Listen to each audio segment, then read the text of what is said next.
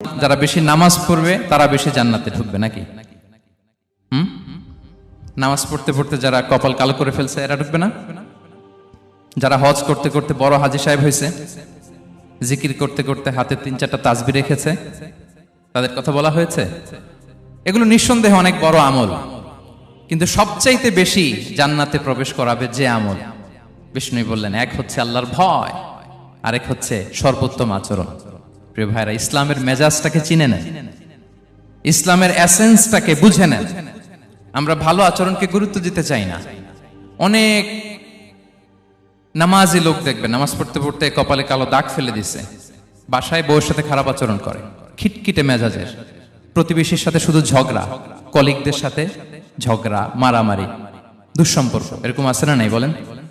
আছে না? কিন্তু নামাজি, অনেক বড় হাজি, একদিনও কোরআন তেলাওয়াত মিস হয় না, তো এত ইবাদত করেও সে ইসলামের আসল এসেন্সটাকে ধরতে পারে নাই। বিষ্ণু বললেন, সবচেয়ে বেশি জান্নাতে প্রবেশ করাবে যে দুটি আমল, একটি হচ্ছে তাকওয়াল্লাহ, আল্লাহর ভয়, আরেকটি হচ্ছে উত্তম আচরণ, সর্বোত্তম আচরণ। তো আমরা যেন উত্তম আচরণের অধিকারী হই, আমার স্ত্রীর সাথে যেন ভালো আচরণ করি, প্রতিবেশীর সাথে যেন ভালো আচরণ করি, ছেলে মেয়েদের সাথে যেন আমাদের অ্যাটিটিউডটা ভালো থাকে, আচরণটা ভালো থাকে, কলিগের সাথে যেন ভালো থাকে। বিশ্বনবীর আচরণ যেমন ছিল তেমন আচরণ যেন আমরা গড়ে তুলতে পারি। আওয়াজ করে পড়ুন আমিন। সুনানে আবু দাউদের এক বর্ণনা, বিষ্ণু ইসলাম বলেন, খুব চমৎকার একটি হাদিস, মনোযোগ দিয়ে শুনুন। তিনি বলেন, আনা যাঈনুন বিবাইতিন ফি রাবাদিল জান্নাতি লিমান তারাকাল মিরাআ ওয়া ইন কানা মুহিক্কান। আমি ওই ব্যক্তিকে জান্নাতের আঙ্গিনায় একটা ঘরের গ্যারান্টি দেই যে ব্যক্তি তর্ক করার সময় নিজে হক এটা জেনেও সে তর্ক থামিয়ে দেয়। অনেক সময় হয় না, অনেকে পায়ে পাড়া দিয়ে ঝগড়া করতে আসে, এরকম আছে না নাই? আপনি চুপচাপ দেখবেন একটা বাজে কমেন্টস করতেছে, আবার কমেন্টের নিচে কমেন্ট, আবার গালি, হ্যাঁ আছে না এরকম? বিষ্ণু বলেন, নিজে হক এটা জানার পরেও আর যাতে তর্ক না বাড়ে, যে তর্ক থামিয়ে দেয় জান্নাতের আঙ্গিনায়, তাকে আমি একটা ঘরের গ্যারান্টি দেই। ওয়াবিবাইতিন ফি ওয়াসাতিল জান্নাতি লিমান তারাকাল কাযিবা ওয়া ইন কানা মাযিহান। আর ওই ব্যক্তিকে আমি জান্নাতের মাঝখানে একটা ঘরের গ্যারান্টি দেই যে ব্যক্তি কৌতুক করার সময়ও মিথ্যা পরিহার করে। করতেছে কৌতুক, ফান করতেছে আর কি, হি ইজ কিডিং, ফান করে, কৌতুক করে, কিন্তু কৌতুকের সময় সে মিথ্যা বলে না। এই স্বভাব যাদের, তাদেরকে আমি জান্নাতের মাঝ বরাবর একটা ঘরের গ্যারান্টি দেই। এরপর বিষ্ণু কি বলে দেখেন, তিনি বলেন, ওয়াবিবাইতিন ফি আ'লাল জান্নাতি লিমান হাসানা খুলুকাহু। আর জান্নাতের একেবারে হাইস্ট পিক অফ প্যারাডাইস, জান্নাতের সর্বোচ্চ স্তরে আমি একটা ঘর বা একটা বাসভবনের গ্যারান্টি ওই ব্যক্তিকে দেই যে তার আচরণটা সুন্দর করেছে, যে সুন্দর আচরণের অধিকারী হয়েছে, তাকে জান্নাতের হাইস্ট পিকে আমি একটা বাসভবনের গ্যারান্টি দেই। তাহলে বলেন তো, আমাদের আচরণটা সুন্দর করার দরকার আছে না নাই? এটা খুব ছোটখাটো একটা আমল, তাই না? কথা বলেন, দক্ষিণ কোরিয়া প্রবাসী ভাইরা আওয়াজ করে বলেন, এটা কি ছোট আমল? দেখলে সালাম দিব, সুন্দরভাবে কথা বলবো, ভালো উইশ করব, হ্যাঁ, হিংসা জিঘাংসা অহংকার থেকে মুক্ত থাকবো, খিটখিটে মেজাজের হব না, অলওয়েজ স্মাইলিং ফেস থাকবে আমার, হৃদ্যতাপূর্ণ আচরণ। এই কাজটা কি ছোট আমল? আওয়াজ করে বলেন, এই আমলটা কি ছোট না বড়? প্রিয় ভাইরা, বিষ্ণু ইসলাম সবার সাথে এরকম মাধুর্যতাপূর্ণ আচরণ করতেন, ছোট থেকে বড়, নারী থেকে পুরুষ, বন্ধু থেকে শত্রু, সবার সাথে সুন্দর আচরণ করতেন। এবং তার এই চমৎকার আচরণে মুগ্ধ হয়ে তার অনেক শত্রু মুহূর্তে তার বন্ধুতে পরিণত হয়েছে। বিষ্ণু ইসলামের কাছে যখন কোনো শিশু নিয়ে আসা হতো, তিনি তাহনিক করতেন, হাদিসে এসেছে, সিরায় এসেছে। তাহনিক কি? খেজুর চিবিয়ে খেজুরের মিষ্টি রস লালাসহ বাচ্চার মুখে লাগিয়ে দিতেন। আলেমদের কাছে, অনেক আলেমদের কাছে আসে, আমার কাছে অনেকে এসেছে বাচ্চাদেরকে নিয়ে, তো আমরা এই সুন্নাহর উপর আমল হিসেবে খেজুর চিবিয়ে এর রসটা মুখে ঢুকিয়ে দিয়েছি। বারাকা, বিষ্ণু ইসলামের বারাকা নেওয়ার জন্য আসতো ছোট্ট বাচ্চাদেরকে নিয়ে। মদিনায় যখন সাহাবারা হিজরত করলেন মক্কা থেকে, মুসলিমদের ঘরে সন্তান সন্ততি নাই, বাচ্চা কাচ্চা হয় না। ইহুদিরা টিটকারি করে, এই তো মুসলমানদের সন্তান নাই। সর্বপ্রথম যেই সন্তান হয়েছে তিনি হচ্ছেন আয়েশা রাদিয়াল্লাহু তাআলা আনহার বড় বোন আসমা বিনতে আবু বকরের ঘর উজাড় করে এক সন্তান এসেছে, পুত্র সন্তান, নাম হচ্ছে আব্দুল্লাহ। কি নাম? আব্দুল্লাহ ইবনে জুবাইর।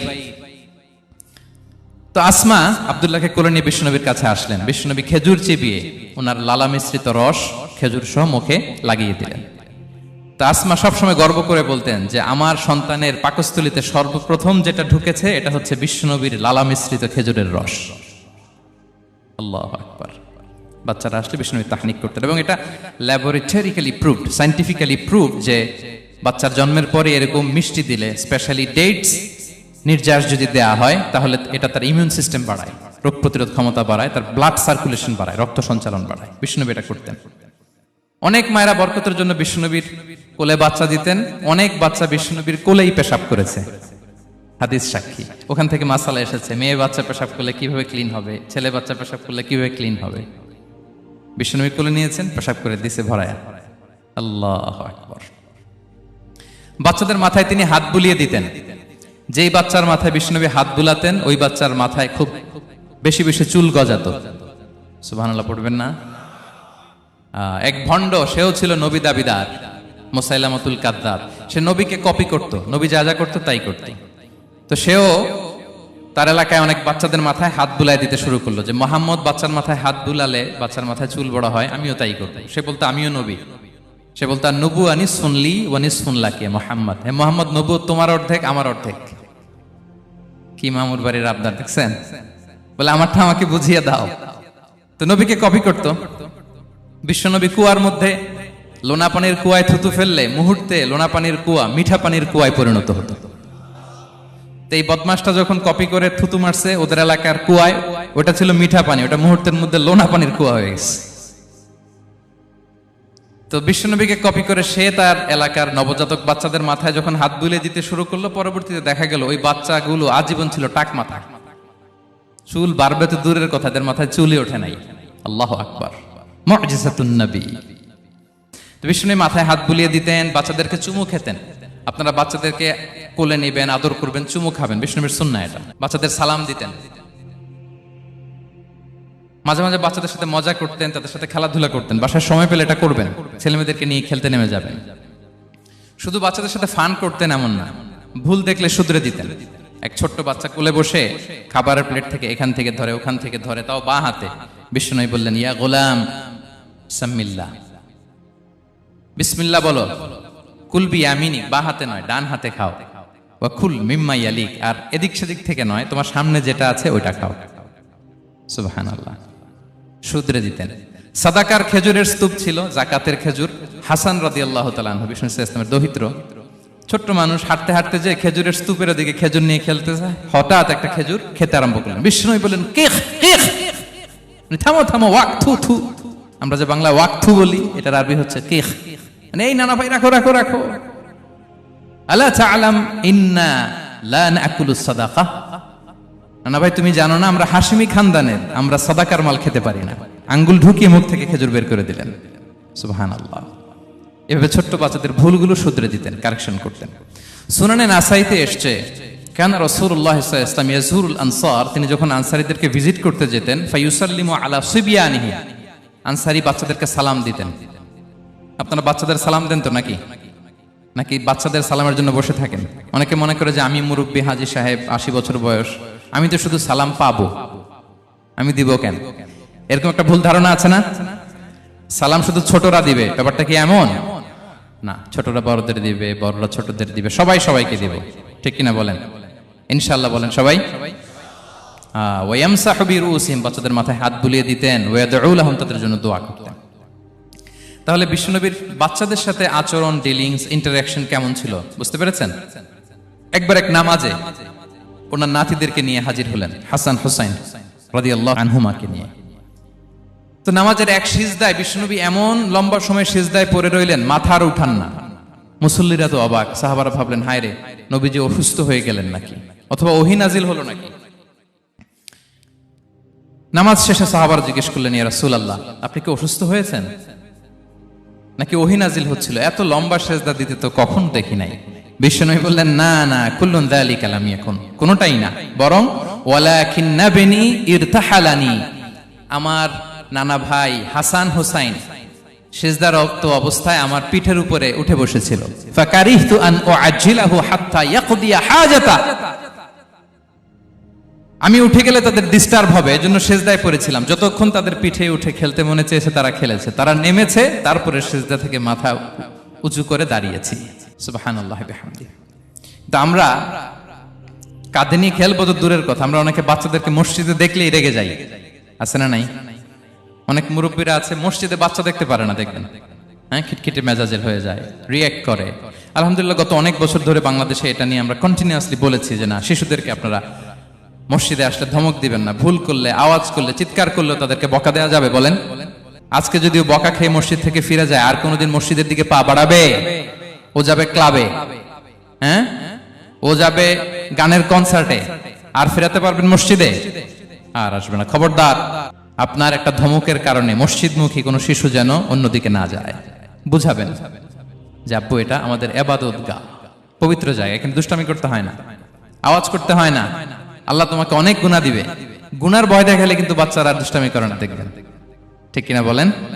এই সেন্সটা তাদের আছে, এভাবে বুঝাবেন। মুসনাদে আহমদে একটা হাদিস এসেছে, বিষ্ণু ইসলাম ওনার চাচাতো ভাইদেরকে নিয়ে দৌড় প্রতিযোগিতা করাতেন, লাইন ধরে দাঁড় করাতেন আর বলতেন মান সাবাকা ইলাইয়া ফালাহু কাদা ওয়া কাদা, সবাই দাঁড়াও, দেখি কে কার আগে আমাকে দৌড়ে ধরতে পারে, যে ধরতে পারবে তাকে পুরস্কার দেব। আল্লাহু আকবার। এবং বিশ্বনবীর এই কথা শুনে সবাই দৌড়ে যে বিশ্বনবীর ঘাড়ের উপর উঠতো, বুকের উপর উঠতো, ঝাঁপিয়ে পড়তো, বিশ্বনবী সবাইকে ধরে আগলে নিতেন, প্রত্যেকের গালে চুমু খেতেন। পড়েন সুবহানাল্লাহ। এই ছিল শিশুদের প্রতি বিষ্ণু ইসলামের আচরণ। তো আমরা এরকম আচরণ করি কিনা? আমাদের আচরণটা আমাদের বাচ্চা, আমাদের আত্মীয় স্বজনের ছোট ছেলে মেয়ে, আমরা কোথাও শিশুদেরকে যদি দেখি, আমরা তাদের সাথে কিভাবে আচরণ করি একটু মিলিয়ে নিন। কার আচরণ কেমন, এরকম করেন কিনা আমি আর জিজ্ঞেস করতে চাইলাম না, জাস্ট আস্ক ইউরসেলফ, নিজেকে জিজ্ঞেস করুন যে আমরা আমাদের বাচ্চাদের সাথে এরকম আচরণ করি কিনা। সাহাবারা তো সবচাইতে বেশি বিশ্বনবীর সঙ্গ পেয়েছেন, তাই না? তাদের সাথে কেমন আচরণ ছিল? যে আয়াতটি দিয়ে আমি শুরু করেছি, আল্লাহ বলেছেন ফাবিমা রাহমাতিম মিনাল্লাহি লিনতা লাহুম ওয়ালাউ কুনতা ফাযযান গালিযাল কলবি লানফাদ্দু মিন হাওলিক। সাহাবারা বিশ্বনবীর এত ভালোবাসা পেয়েছেন, এত সুন্দর আচরণ পেয়েছেন, তারা বিশ্বনবীকে সব সময় আগলে রাখতে চাইতেন, ঘিরে থাকতে চাইতেন, তার সঙ্গ ছাড়তে চাইতেন না। পড়েন সুবহানাল্লাহ। বাসায় ভাল লাগে না, বিশ্বনবীর কাছে চলে যেতেন। ওয়াইফের সাথে মনোমালিন্য, নবীর দরবারে চলে যেতেন। এমনকি কোন সাহাবীর পেটে যদি ক্ষুধা লাগতো, ঘরে খাবার না থাকতো, তারা বিশ্বনবীর কাছে চলে যেতেন। তারা বলতেন নবীর চেহারার দিকে তাকিয়ে থাকলেই আমাদের ক্ষুধা মিটে যেত। আগলে রাখতেন সবসময় বিষ্ণু ইসলামকে।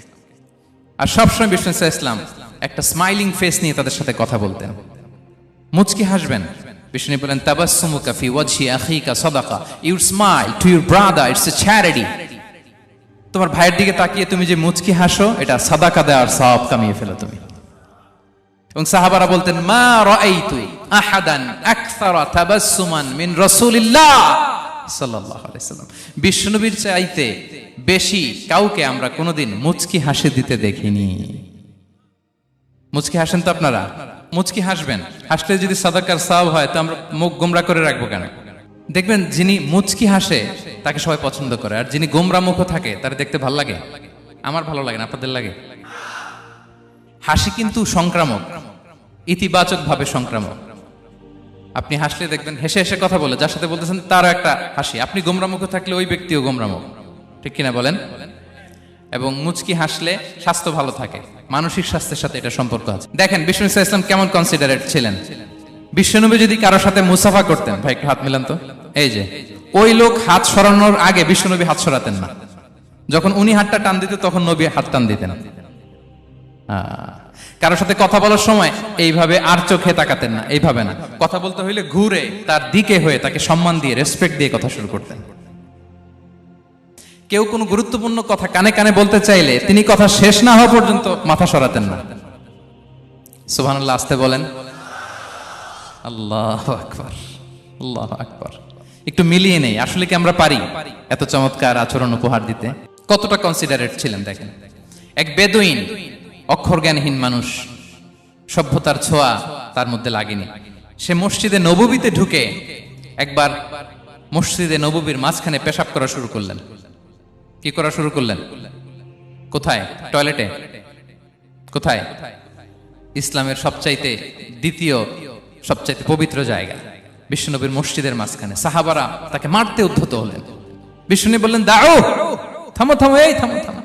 কারণ প্রস্রাব করার সময়, টয়লেট করার সময় হুট করে কাউকে ধমক দেওয়া যায় না, ডাকা যায় না, দরজায় বড় নক করা যায় না। করলে তার ক্ষতি হতে পারে, এটা করবেন না। বিষ্ণু বললেন দাউ ওয়া হারিকু আলা বাউলিহি সাজলান মিন মা, এই রাখো রাখো, বেচারাকে পেশাব করতে দাও, করতে দাও, করতে দাও, পেশাব করতে দাও। সে পেশাব শেষ করলো, বিষ্ণু বললেন এক বালতি পানি ঢেলে দাও। এই এক বালতি পানি বালুতে মিশে জায়গাটা পরিষ্কার হয়ে যাবে। এরপর বিষ্ণু ইসলাম বললেন ফা ইন্নামা বুইসতুম মুয়াসসিরিন ওয়া লাম তুবআসু মুআসসিরিন, তোমরা এত কঠোর হচ্ছ কেন? আল্লাহ তো তোমাদেরকে কঠোর করে পৃথিবীতে পাঠাননি, সহজপন্থী করে আল্লাহ তাআলা আমার এই উম্মতকে পৃথিবীতে পাঠিয়েছে। পড়েন সুবহানাল্লাহ। দেখেন কত চমৎকার আচরণের ছিলেন। এবং পরে লোকটাকে বুঝিয়ে বললেন, সে কালিমা পড়ে মুসলমান হয়ে গিয়েছে। আল্লাহু আকবার।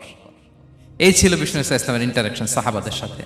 এবং সাহাবাদের জন্য তিনি দোয়া করতেন প্রাণ ভরে। প্রিয় ভাইরা, দোয়া চাওয়া, দোয়া করা দুটোই সুন্নাহ। প্রাণ ভরে তিনি সাহাবাদের জন্য দোয়া করেছেন। বিষ্ণু ইসলাম একবার ওয়াশরুম সেরে এসে দেখলেন কে যেন অজুর পানি রেখে গিয়েছে।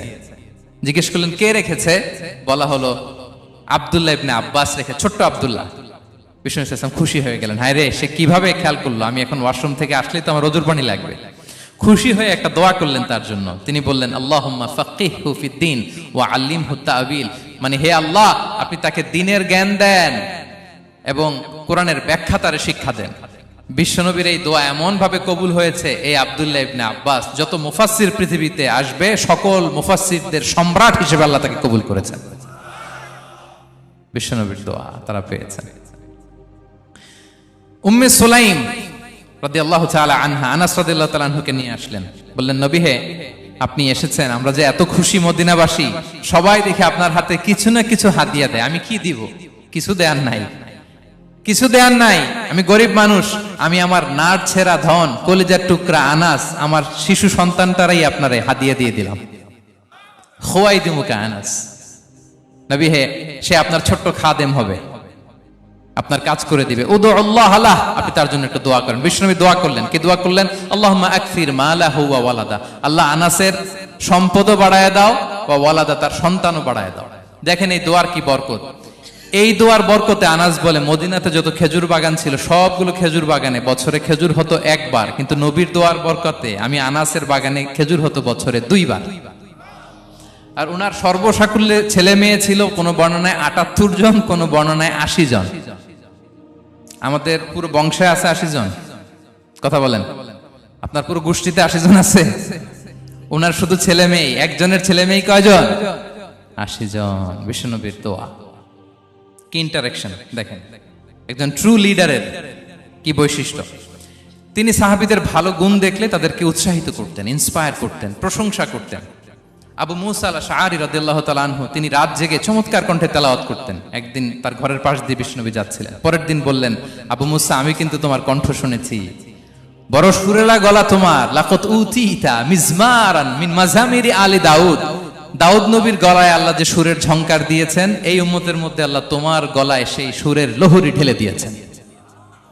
আচ্ছা বলেন, নবী যদি প্রশংসা করে যে তোমার তেলাওয়াতটা খুব সুমধুর হয়েছে, তার কেমন লাগবে বলেন তো? আচ্ছা নবী বাদ দেন, শায়েখ আব্দুর রহমান আস-সুদাইস এসে যদি আপনারে বলে তোমার কণ্ঠটা তো বড় মিষ্টি, কেমন লাগবে আপনার? আর স্বয়ং বিশ্বনবী যদি বলে, সুবহানাল্লাহ পড়বেন না? আল্লাহু আকবার। এইভাবে ইসলাম সাহাবাদেরকে উৎসাহিত করতেন।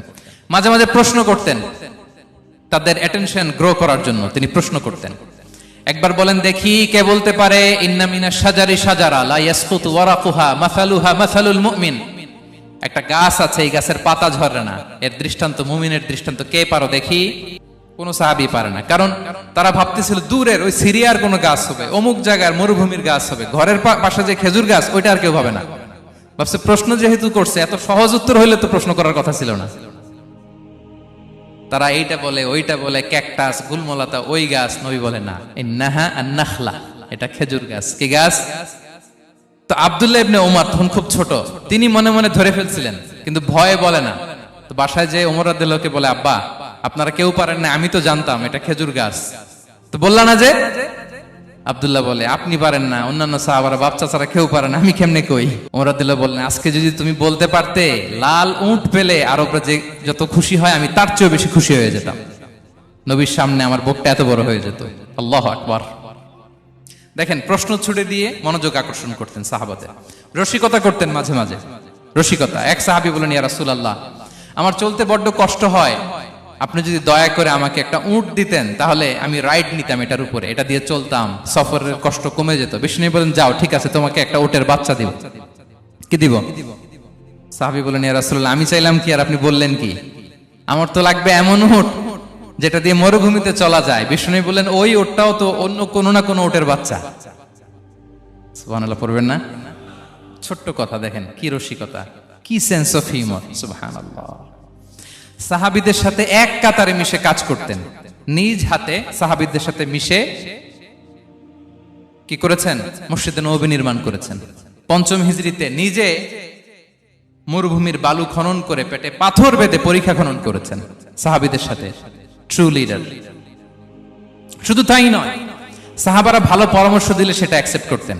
আমাদের মধ্যে অনেকের একটা ইগোইস্টিক ঝামেলা আছে, বাড়ির কাজের মেয়ে বলছে, কাজের ছেলে বলছে, এই আমার স্টাফ বলছে, এটা আমি কেন শুনবো? এরকম একটা মেন্টালিটি অনেকের আছে না নাই? অনেক সময় তাদের মধ্য থেকেও ভালো পরামর্শ আসতে পারে না? বলেন পারে কিনা? বিশ্বনবী দেখতেন কেউ ভালো পরামর্শ দিলে সেটা পিক করতেন, নিয়ে নিতেন। বদরের যুদ্ধে মুসলিম সৈন্যরা কোথায় ক্যাম্প করবে, বিশ্বনবী হঠাৎ একটা জায়গায় ক্যাম্প স্থাপনের নির্দেশনা দিলেন। হাব্বাব ইবনুল মুনজির রাদিয়াল্লাহু তাআলা আনহু, তিনি বললেন, ইয়া রাসূলুল্লাহ, অনুমতি দিলে একটা কথা বলবো। কি কথা? এই যে আপনি ক্যাম্প স্থাপন করলেন এখানে, এটা কি আল্লাহর আদেশে না আপনার ইচ্ছায়? নবী বললেন, আমার ইচ্ছা, এটা আল্লাহর আদেশ নয়। তাহলে ঠিক হয় নাই, লোকেশন সিলেকশন ঠিক হয় নাই। তাহলে কোথায়? হাব্বাব বললেন, ইয়া রাসূলুল্লাহ, ওই যে কূপ দেখা যায় ওখানে, দ্যাটস আওয়ার লোকেশন, ওখানে করলে ভালো হবে। কেন? বলতেছে, আমরা ওখানে ব্যারিকেড দিয়ে রাখবো, পানি আমাদের কন্ট্রোলে থাকবে, কুরাইশরা পানির অভাবে যুদ্ধ ছাড়াই মরবে, আমরা পানি খেয়ে যুদ্ধ করবো। সুবহানাল্লাহ বলেন। বিশ্বনবী সাথে সাথে হাব্বাবের কথা মেনে নিলেন, বলে যে না, আমি যে ডিসিশন দিয়েছি সৈন্যদের মধ্যে আবার ছড়িয়ে দাও, we should change our location. আল্লাহু আকবার। তাহলে সাহাবাদের সাথে ইন্টারেকশন কি ফ্র্যাঙ্কলি, কি ওপেন মাইন্ডেড। সুবহানাল্লাহ বিহামদি। তাহলে শিশুদের সাথে গেল, বড়দের সাথে, সাহাবাদের সাথেও গেল। আল্লাহ। আচ্ছা, 3 নম্বরে স্টাফের সাথে, কর্মচারীর সাথে, সেবকের সাথে বিষ্ণু ইসলাম কি আচরণ করেছেন? বিষ্ণু ইসলামের অনেক খাদেম ছিল, সিরাতে এসেছে। সবার কথা তো বলা যাবে না, একজনের কথা বলি, আনাস রাদিয়াল্লাহু তাআলা আনহুর কথা। আনাস, লক্ষ্মীপুরে আমি এক জায়গায় ওনার কোন একটা ওয়াজ করতে যেয়ে আমি বললাম, আনাস নামটা কেমন লাগে? কারণ অনেকে বাচ্চা নিয়ে এসে বলে, হুজুর নাম রেখে দেন। তাই আমি বললাম, আজকে এখানে নাম দিয়ে দেই আনাস। এই বছর এই লক্ষ্মীপুরে যত বাচ্চা হবে, যাদের মনে চায় আনাস রেখে দিয়েন। 3-4 বছর পরে শুনি আনাস দিয়ে লক্ষ্মীপুর ভরে গেছে। অনেকে আমাকে জানাইছে ছেলের নাম কি আনাস। তো বলে যে, ওই যে হুজুর আপনি 19 সালে আমাদের লক্ষ্মীপুরে এসে বলছিলেন, ওই কথা থেকে আমরা, পেটে ছিল বাচ্চা, আমরা নিয়ত করে ফেলছি আনাস রাখবো। আনাস নামটা অনেক সুন্দর না? সাহাবাদের নামগুলো চুজ করে করে ছেলেদের নাম রাখবেন। উনি ছিলেন বিষ্ণু ইসলামের খাদেম। কোনদিন তিনি কোন ওনার স্টাফকে, সেবককে, খাদেমকে মারধর করেন নাই, কোনদিন না। আমরা তো পান থেকে চুন খসলে, আল্লাহ, বাংলাদেশে ওই যে লোহার খুন্তি গরম করে কাজের মেয়ের পিঠে শেখা দেয়া হয়, এরকম আছে না নাই? ডাকাত বলেন, মানবাধিকার কর্মী, আবার নারী আন্দোলনের বড় নেত্রী, কিন্তু ঘরের ভেতরে দেখা যায় তার আসল চরিত্র। কারো আসল চরিত্র যদি জানতে চান, কয়েকটা জায়গায় নক করলে জানা যায়। এক হচ্ছে তার বউ, তার ব্যাপারে কি বলে, তার স্ত্রী। এরপর তার ড্রাইভার কি বলে, তার ঘরের কাজের মহিলাটা কি বলে। এদের কাছে নক করলেই আপনি বড় সাহেবের আসল তথ্য পেয়ে যাবেন। কথা বুঝতে পেরেছেন? আনাস রাদিয়াল্লাহু তাআলা আনহু বলেন, খাদিমতুন নাবিয়্যা 10 সিনিন ফামা ক্বালা লি উফ ফামা ক্বালা লি লিমা সানা'তা ওয়ালা লিমা লা সানা'তা। আমি 1 বছর 2 বছর নয়, 10 বছর বিশ্বনবীর খাদেম ছিলাম। আওয়াজ করে বলেন তো, কয় বছর? একদিনের জন্য আমার কোনো কাজে বিরক্ত হয়, উহ ইস, আরে, বিরক্ত হয় আমরা এগুলো বলি না? একদিনের জন্য বলে না, একদিন, একটি মুহূর্তের জন্য। এই 10 বছরে একটিবারও প্যারা নবীজি বলেন নাই, আনাস এটা কেন করলে? একবারের জন্য বলে নাই, আনাস এটা করলে না কেন? একবারের জন্য তিনি বলেন। আনাস রাদিয়াল্লাহু তাআলা আনহু বলেন, একদিন একটা কাজে, সম্ভবত জুব্বা আনতে আমাকে বিষ্ণু পাঠিয়েছিলেন। আমি ছোট মানুষ, জুব্বা আনতে যে ভুলে আমি মদিনার বাচ্চাদের খেলা দেখতে আরম্ভ করলাম। বাচ্চারা রাস্তায় খেলাধুলা করে না? বিশ্বনবী যেটা আনতে পাঠিয়েছে ওইটা না এনে ভুলে, ছোট মানুষ তো, সেও দাঁড়িয়ে দাঁড়িয়ে মদিনার ছেলেমেয়েদের খেলা দেখতেছে। এখন সময়ের পর সময় যায়, ঘন্টার পর ঘন্টা যায়, আনাস তো আর আসে না জুব্বা নিয়ে। বিশ্বনবী ভাবলেন, হায় রে, আনাস মনে ভুলে গেছে, যাই নিজের কাজ নিজেই করে নিয়ে আসি। বিষ্ণু বেরোলেন, বেরোই দেখে ওই তো আনাস, আমার আনাস বাচ্চাদের সাথে খেলা দেখতেছে। আমরা হইলে কি করতাম? আমরা হইলে কি মায়ের, ওই যে ডাইরেক্ট মায়ের। আল্লাহ, আজকে তোর একদিন কি আমার একদিন না। বিষ্ণু গেলেন, তিনিও বাচ্চাদের সাথে খেলা দেখতে শুরু করলেন, কিছুই বললেন না, শুধু আলতো হাতে আনাসের পিঠে হাত রাখলেন, ঘাড়ে আলতো হাতে। বিষ্ণুবীর হাতটা রেশমের চেয়েও সফট ছিল। হাত রাখলেন, হাত রাখাতে আনাস রাদিয়াল্লাহু তাআলা আনহু ফানাযারতু ইলাই, তিনি বললেন আমি পিছনের দিকে তাকালাম, বিষ্ণুনবীর দিকে আমি তাকালাম, হঠাৎ করে দেখলাম যে বিষ্ণুনবী। তাকানোর পর পর আমি ভয় পেয়ে গেলাম, কিন্তু বিষ্ণু সাল্লাল্লাহু আলাইহি ওয়াসাল্লাম ধমকও দেয় নাই, কিরে আনাস তুই এখানে, এটাও বলে নাই। তাকালাম, ওয়া হুয়া ইয়াদহাক, তিনি একটা মুচকি হাসি দিলেন।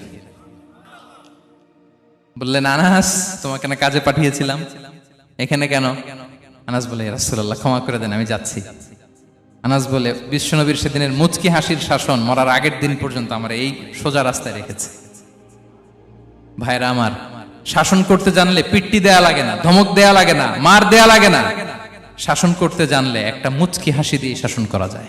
এবার জানবো স্ত্রীর সাথে আচরণ। স্ত্রী যার সাথে আমার সম্পর্ক খুবই গভীর, খুবই মজবুত, তার সাথে কেমন আচরণ ছিল।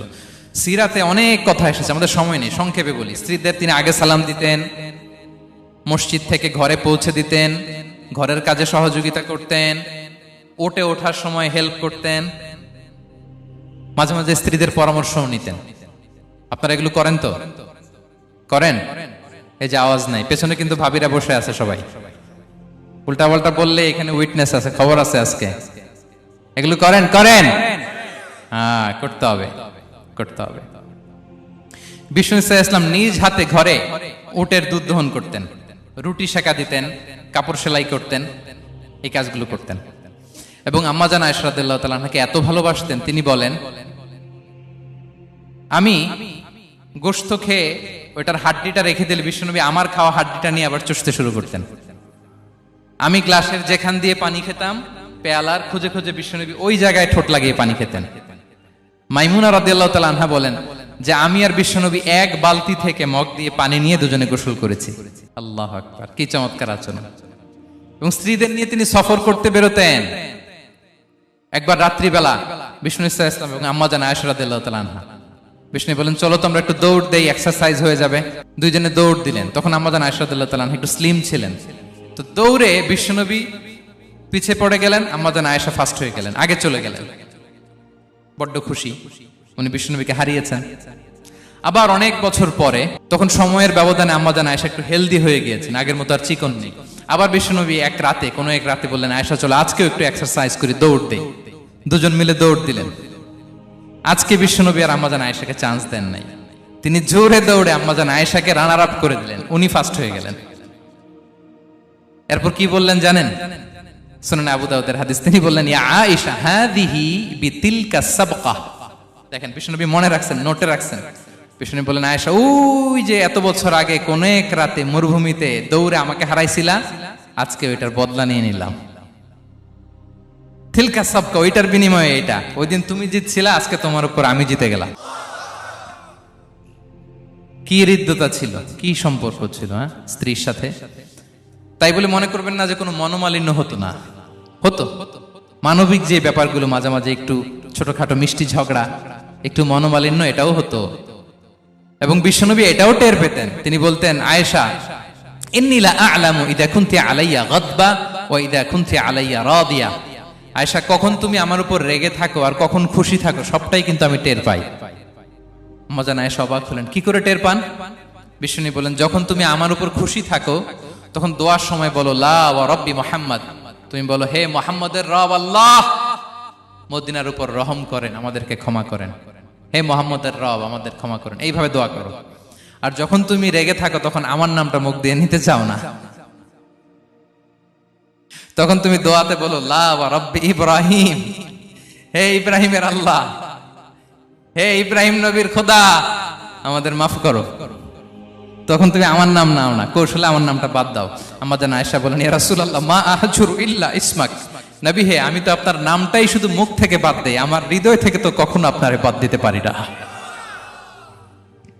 এটা ঠিক, তখন রেগে থাকে, আপনার নামটা মুখে নেই না, কিন্তু হৃদয় থেকে তো আপনাকে সরাতে পারি না। সুবহানাল্লাহ। এই ছিল বিষ্ণুবীর সাথে স্ত্রীদের সম্পর্ক। প্রিয় ভাইরা, আমরা যদি একটু দেখি প্রতিবেশীর সাথে কেমন আচরণ করতেন নেইবার। বিষ্ণু বলতেন, মান কানা ইউমিনু বিল্লাহি ওয়াল ইয়াউমিল আখিরি ফালইউকরিম দাইফা, যে আল্লাহ বিশ্বাস করে, আখিরাতে বিশ্বাস করে, সে যেন প্রতিবেশীকে সম্মান করে।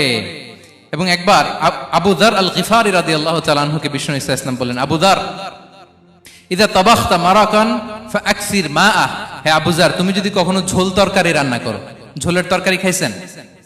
আপনাদের সাউথ কোরিয়াতে তো বিখ্যাত একটা ঝোলের তরকারি আছে, কি নাম যেন, মাছের মেয়ংথাং। আমরা একটা শব্দ শিখছিলাম, কি যেন বলে, খামসা হামনিদা। কয়েকটা শব্দ শিখাই দিছে ভাইরা আমাকে। তো এই যে নামটা বললাম, ঝোলের মধ্যে ট্যাংরা মাছ, শিং মাছ ঝোল দেয়া একটা তরকারি। তো আবু যার গিফারিকে বিষ্ণু ইসলাম বলেন, ইদা তাবাখতা মারাকান ফাকফির মা, হে আবু যার, কখনো যদি ঝোলের তরকারি রান্না করো, একটু বেশি করে পানি দিও, যাতে করে তোমাদের পাশাপাশি তোমার প্রতিবেশীর সাথে একটু ঝোল শেয়ার করতে পারো। প্রতিবেশীকে এত গুরুত্ব দিতেন। তিনি বলতেন, লাইসাল মুমিন আল্লাযী ইয়াশবা ওয়া জারুহু জাইউন ইলা জামবিহি, সে মুমিন নয় যে পেট পুরে খায় আর তার প্রতিবেশী না খেয়ে রাত যাপন করে, সে মুমিন নয়। দেখেন প্রতিবেশীকে কত গুরুত্ব তিনি দিয়েছেন। বিশ্বনবীর এক ইহুদি প্রতিবেশী ছিল। কোন ধর্মের? সবাই বলেননি, একসাথে আওয়াজ করে বলেন, কোন ধর্মের প্রতিবেশী? ওই ইহুদির এক ছেলে বিশ্বনবীর কিছু কাজ করে দিতেন। অনেকদিন হলো ছেলেটা আসে না। খোঁজ নিলেন, শুনলেন সে অসুস্থ। শুনলেন ইহুদি ছোট্ট ছেলেটা কি, বিশ্বনবী দেখতে গেলেন। মুসলিম শিশুকে দেখতে গেলেন নাকি? কোন ধর্মের শিশু? তার মানে আপনার প্রতিবেশী যদি হিন্দু হয়, বৌদ্ধ হয়, খ্রিস্টান হয়, দ্যাট ডাজন্ট ম্যাটার, আপনি তার বিপদে আপদে পাশে থাকবেন। এটাই ইসলামের শিক্ষা, ঠিক কিনা বলেন? এই যে আপনাদের এখানে বুদ্ধিস্ট নেইবার আছে, হিন্দু নেইবার আছে, খ্রিস্টান নেইবার আছে, তারা বিপদে পড়লে তো আপনার যাওয়ার দরকার নাই, না? যাবেন, খোঁজ খবর নিবেন, ভিজিট করবেন, পাশে দাঁড়াবেন।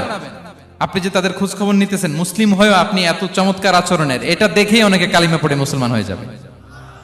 এটাই তো দ্য বিউটি অফ ইসলাম, ইসলামের সৌন্দর্য। বিশ্বনবী হিন্দু মুসলিম ইহুদি বাছান নাই, ছোট্ট ইহুদিটাকে দেখতে গেলেন।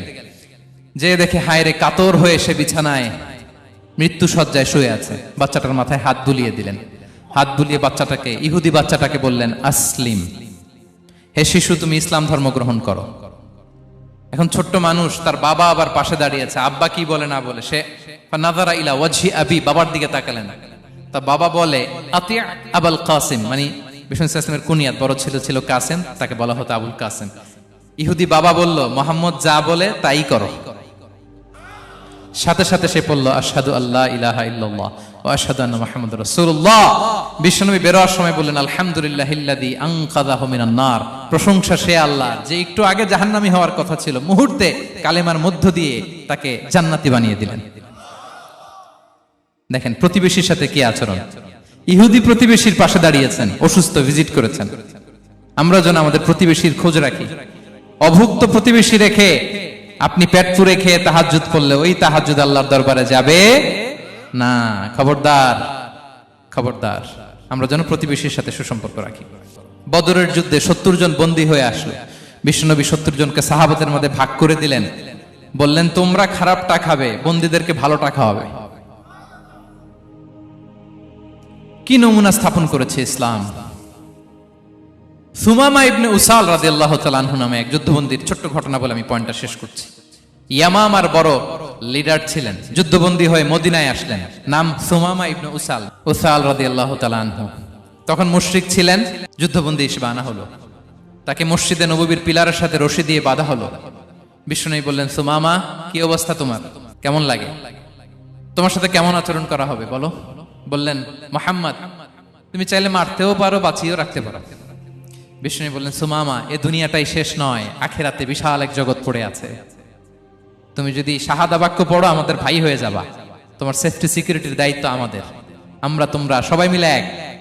তারপর একে একে বিশ্বনবী তার সাথে ইসলামের সৌন্দর্যগুলো তুলে ধরলেন, সালাত কি, জাকাত কি, এগুলো বুঝালেন। বাড়িতে যেয়ে বললেন সবচেয়ে ভালো খাবার রান্না করো, একজনকে দিয়ে মসজিদে পাঠালেন। যুদ্ধবন্দীর সাথে কি আচরণ দেখছেন। এরপরের দিন বিশ্বনবী আবার তাকে ইসলামের দাওয়াত দিলেন। এরপর বাড়িতে এসে একজনকে বললেন, যাও আমার ওই উটের দুধ দহন করে তাকে এক পেয়ালা গরম দুধ দিয়ে আস। আমরা জামাইকেও তো এরকম সমাদর করি না, কি বলেন? তৃতীয় দিন বিশ্বনবী আবার খাবার নিয়ে গেলেন, আবার ইসলামকে তুলে ধরলেন। সুমামা তো অবাক, যুদ্ধবন্দীদের সাথে মুসলমানরা এরকম আচরণ করে। 3 দিন ধরে লাগাতার যখন ইসলামকে প্রেজেন্টেশন শেষ, বিষ্ণু বললেন, যাও এবার সুমামা ইবনে উসালের রশিটা খুলে তাকে ছেড়ে দাও। সাহাবারা বললেন, বলেন কি ইয়া রাসূলুল্লাহ, ভয়ঙ্কর, বিশ্বাসঘাতকতা করবে, মেরে ফেলবে আমাদের। বিষ্ণু বললেন, না, আমি যা জানি তোমরা তা জানো না, ছেড়ে দাও। সুমামাকে ছেড়ে দেয়া হলো। সুমামা বের হলেন মসজিদ থেকে, ফিরে তার ভূখণ্ড, তার এলাকা ইয়ামামাতে তিনি গেলেন না। মদিনার মসজিদে নবীর পাশে খেজুর বাগানের পাশে তিনি অজু করলেন, গোসল করলেন, অজু করলেন। এরপর ফিরে এসে বিশ্বনবীর সামনে দাঁড়িয়ে বললেন, আশহাদু আল্লাহ ইলাহা ইল্লাল্লাহ ওয়া আশহাদু আন্না মুহাম্মাদান আবদুহু ওয়া রাসূলুহু। আমি সাক্ষ্য দিচ্ছি আল্লাহ ছাড়া কোনো ইলাহ নেই, আপনি আল্লাহর প্রেরিত রাসূল। হে মুহাম্মদ, আপনার চাইতে নিকৃষ্ট মানুষ আমার কাছে কেউ ছিল না, কিন্তু এখন থেকে আপনার চাইতে কোনো প্রিয় মানুষ আমার জীবনে নেই। ইসলামের চাইতে নিকৃষ্ট কোনো ধর্ম আমার জানা ছিল না, আজ থেকে ইসলামের চাইতে প্রিয় ধর্ম আমার কাছে নেই। মদিনার চেয়ে নিকৃষ্ট কোনো শহর আমার কাছে ছিল না, সবচেয়ে অপছন্দের শহর, আজ থেকে মদিনার চেয়ে প্রিয় শহর আমার কাছে নেই। দিস ইজ ইসলাম। বিশ্বনবী বললেন, হে নবী, আপনি আমাকে উমরার অনুমতি দিন। তিনি উমরা করতে গেলেন। বিশ্বনবী তাকে তালবিয়া শিখিয়ে দিলেন। এই প্রথম কেউ মুসলিম, সুমামা ইবনে উসাল, উনিই প্রথম মুসলিমদের মধ্যে উমরা করেছেন তালবিয়া পড়তে পড়তে, লাব্বাইক আল্লাহুম্মা লাব্বাইক পড়তে পড়তে। উমরা করার শেষে ইয়ামামা থেকে গম আসতো মক্কায়, ওই গম পিষে রুটি বানিয়ে মক্কাবাসী খেয়ে বেঁচে থাকতো। উনি ঘোষণা দিলেন, মুহাম্মাদের অনুমতি ছাড়া ইয়ামামার একটি গমের দানা আজ থেকে মক্কায় পৌঁছবে না। সুবহানাল্লাহ পড়বেন না? এই যে আমেরিকা যে ইকোনমিক স্যাংশন দেয়, এটা শিখছে সুমামা উমামা ইবনে উসাল রাদিয়াল্লাহু তাআলা আনহুর কাছ থেকে। আল্লাহু আকবার। তিনি বললেন, একটা গমের দানা পচবে না, ওনারা আর রুটি খেতে পারে না। গমের দাম বেড়ে গেল। বিষ্ণুর কাছে চিঠি লিখে পাঠালেন, হে মুহাম্মদ, তুমি যদি উমামারে না বলো আমরা না খেয়ে মরবো। পরে বিশ্বনবীর হস্তক্ষেপের মধ্য দিয়ে আবার ইয়ামামা থেকে গম আসা শুরু হয়েছে। সুবহানাল্লাহ পড়ে। প্রিয় ভাইয়েরা, তাহলে বন্দীদের সাথে, যুদ্ধবন্দীদের সাথে বিশ্বনবীর আচরণ কেমন ছিল টের পেয়েছেন? ভিক্ষুকের সাথে কি আচরণ? বিশ্বনবী কখনো না বলতে পারতেন না। কেউ হাত পাতলে কি বলতে পারতেন না? পারতেন না। এক ভিক্ষুক এসে বলে, এই মুহাম্মদ, দাও, তোমার কাছে কি আছে দাও। নবী তখন চাদর পরা ছিলেন। চাদর ধরে এমন জোরে টান দিছেন, বিশ্বনবীর ঘাড়ের চামড়া এখানে ছিঁড়ে গেছে, চামড়ায় দাগ পড়ে গেছে। বিশ্বনবী তার দিকে তাকিয়ে, ওই যে মুচকি হাসির ম্যাজিক, আবার মুচকি হাসি, মুচকি হাসি দিয়ে বললেন, যাও তাকে কিছু দিয়ে দাও। সুবহানাল্লাহ পড়বেন না? আচ্ছা, ভিক্ষা করতে আইসা যদি আপনার জুব্বা ধরে টান মারে, জামার কলার ধরে টান মারে, এই দে, কি করবেন বলেন? ওই যে মায়ের, মানে ডানে ভাই আর কোনো সলিউশন নাই, খালি মায়ের, আইজো মায়ের, খাইলো মায়ের। দেখেন, ভিক্ষা করতে এসে জামা ধরে টান দিয়ে ঘাড়ের চামড়ায় এখানে দাগ ফেলে দিয়েছে, কিন্তু বিশ্বনবী হাসি দিয়ে সলিউশন করলেন। সুবহানাল্লাহ পড়ে। শত্রুদের সাথে তিনি কেমন আচরণ করেছেন? আল্লাহ আল্লাহ আল্লাহ আল্লাহ।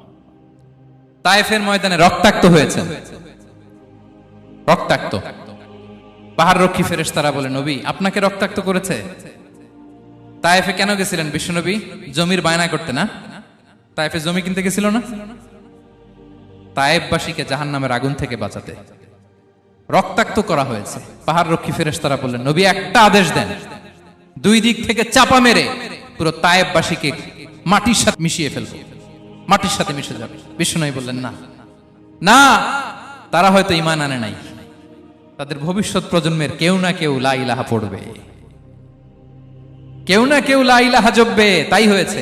তায়েফে যদি যান, আল্লাহু আকবার, মসজিদ আর মসজিদ, শান্তি আর শান্তি। আল্লাহু আকবার। উহুদের ময়দানে দাঁত শহীদ হয়েছে, রক্তাক্ত হয়েছে, হেলমেট ভেঙে কপালে পাথর ঢুকেছে। ফেরেশতারা বললেন, আদেশ দেন, উহুদ পাহাড় তাদের ঘাড়ের উপরে বসিয়ে দেন। বিষ্ণু বললেন, না। বিষ্ণু বললেন, না, আল্লাহুম্মা হদি কওমি ফাইন্নাহুম লা ইয়ালামুন। আল্লাহ আমার কওমকে ক্ষমা করে দেন, ওরা বুঝে নাই। দেখেন, শুধু ক্ষমাই চান নাই যে আল্লাহ ওদেরকে মাফ করে দেন, ওদের হয়ে কৈফিয়ত দিয়েছেন আল্লাহকে, এক্সকিউজ দিয়েছেন। আল্লাহ কেন কেন ক্ষমা করবেন? কারণ ওরা বুঝে নাই। এক্সকিউজ দিয়েছেন, তাদের হয়ে কৈফিয়ত দিয়েছেন। এই ছিল শত্রুদের সাথে বিশ্বনবীর আচরণ। যুদ্ধের ময়দানে ঘোষণা দিতেন, খবরদার, ওদের নারীদের গায়ে হাত দিবে না, শিশুদের গায়ে হাত দিবে না, গবাদি পশু মারবে না, কোন পাদ্রীর গায়ে হাত দিবে না। গোটা বিশ্বের কেউ, কোন যুদ্ধের সেনাপতি যুদ্ধের ময়দানে এমন মানবতা দেখাতে পারে না। চিল্লায় বলেন ঠিক কিনা?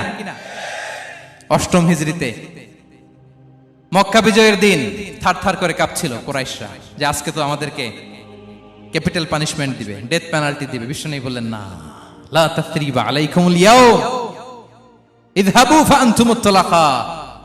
4-5 জনকে তিনি শাস্তি দিয়েছেন, গণহারে শত শত হাজার হাজার পরিবারকে তিনি ক্ষমা করে দিয়েছেন। বললেন, তোমরা আমার ভাই, ভাই ভাইয়ের সাথে যেরকম আচরণ করবে, ইউসুফ তার ভাইদের সাথে যা করেছে আমি তাই করব, আমি ক্ষমা করে দিলাম। আল্লাহু আকবার। এ ছিল শত্রুদের সাথে আচরণ। শেষ কথা বলি, শেষ কথা হচ্ছে প্রাণীর সাথে বিশ্বনবীর কেমন আচরণ ছিল। প্রাণীর সাথে একবার এক আনসারের খেজুর বাগানে ঢুকলেন, ঢুকে দেখেন একটা উট কাঁদে। কি কাঁদে? কানে কানে এসে বিশ্বনবীকে কি যেন বলে যায়। বিশ্বনবী রেগে বললেন, এই উটের মালিক কে? এক আনসারী সাহাবী বললেন, ইয়া রাসূলুল্লাহ, আমি। বিশ্বনবী বললেন, তোমার কি ভয় হয় না আল্লাহর? কলিজার মধ্যে আল্লাহর ভয় নাই? আল্লাহ তাআলা দয়া করে উটের মালিক তোমাকে বানিয়েছে, উট কানে কানে এসে আমাকে বলেছে তুমি তাকে কয়দিন ধরে খাবার দাও নাই, আর তাকে দিয়ে কাজ করিয়েছে অনবরত। খবরদার, কিয়ামতের দিন আল্লাহ তাআলা জালিমের কাতারে তোমাকে দাঁড় করাবে। প্রাণীর জন্য বিষ্ণু ইসা ইসলাম কত দয়াদ্র ছিলেন। জবাই করার সময় বিষ্ণু বলতেন, ইহসানের সাথে জবাই করো, ছুরি ধারালো করে রাখো। কোরবানির সময় আমরা প্রাণীটাকে কি করি? আদর করি না, মেরে ফেলি। বলেন তো, জবাই করা মানে কি? মেরে ফেলতেছি। বিষ্ণু বলেন, ইদা কাতালতুম ফাহসিনুল কিতলা, মারবা ঠিক আছে, কিন্তু মন মতো না, ইহসানের সাথে কতল করো। ওয়ালিয়ুহিদ্দা আহাদুকুম শাফরাতাহু ওয়ালইয়ারিহ যাবিহাতাহু, ছুরিটাকে ধার করে রাখো যাতে করে খুব সহজে তার রূহটা বের হয়ে যায়। সুবহানাল্লাহ। দেখেন, আমরা নিজেদের সাথে একটু মিলাই। বাংলাদেশে দেখেন তো, কুকুর একটা দেখলে আমরা কি করি? হ্যাঁ, হয় লাথি নয় একটা ঢিল।